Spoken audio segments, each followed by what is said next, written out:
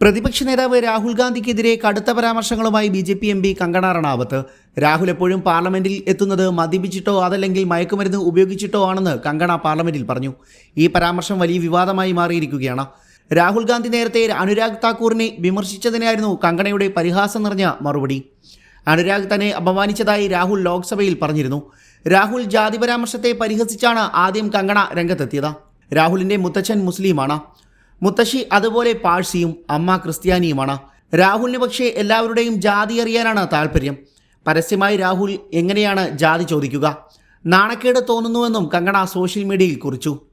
Parliament സെഷന് ശേഷം മാധ്യമങ്ങളോട് സംസാരിക്കവേ രൂക്ഷമായി തന്നെ കങ്കണ രാഹുലിനെതിരെ രംഗത്ത് വന്നു. രാഹുൽ ഭരണഘടനയെ എപ്പോഴും മോശമാക്കുന്ന പരാമർശമാണ് നടത്തുന്നതെന്ന് കങ്കണ ആരോപിച്ചു. രാഹുൽ ഗാന്ധി പാർലമെന്റിൽ എത്തുന്ന സാഹചര്യവും അദ്ദേഹം ഉന്നയിക്കുന്ന കാര്യങ്ങളും കേട്ടാൽ മനസ്സിലാകും. എപ്പോഴും മദ്യപിച്ചിട്ടുണ്ടാവുമെന്ന് ഇത്രയും അസംബന്ധം വിളിച്ചു പറയുന്നതിനാൽ മയക്കുമരുന്ന് ഉപയോഗിച്ചിട്ടുണ്ടോ എന്ന് പരിശോധിക്കണമെന്നും കങ്കണ പറഞ്ഞു. നേരത്തെ പ്രധാനമന്ത്രി നരേന്ദ്രമോദിയെയും BJPയും രാഹുൽ രൂക്ഷമായി വിമർശിച്ചിരുന്നു. ഇതിനാണ് കങ്കണ മറുപടിയുമായി രംഗത്തെത്തിയത്. രാജ്യം ചക്രവ്യൂഹത്തിലാണെന്ന് നേരത്തെ രാഹുൽ പാർലമെന്റിൽ ആരോപിച്ചിരുന്നു. താമരയിൽ നിന്നുള്ള ഭയത്തിലാണ് ഇപ്പോൾ രാജ്യമുള്ളത്. അതൊരു ചക്രവ്യൂഹമാണ്. 6 പേരാണ് രാജ്യത്തെ നിയന്ത്രിക്കുന്നത്.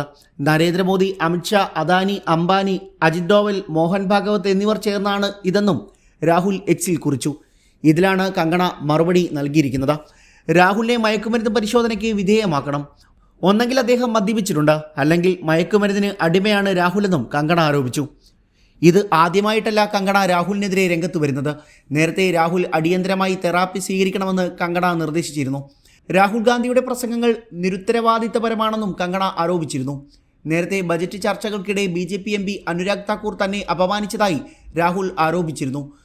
സ്വന്തം ജാതി അറിയാത്തവരാണ് ജാതി സെൻസസിനെ കുറിച്ച് സംസാരിക്കുന്നതെന്ന് അനുരാഗ് രാഹുലിനെ ലക്ഷ്യമിട്ട് പറഞ്ഞിരുന്നു. News desk ONE India.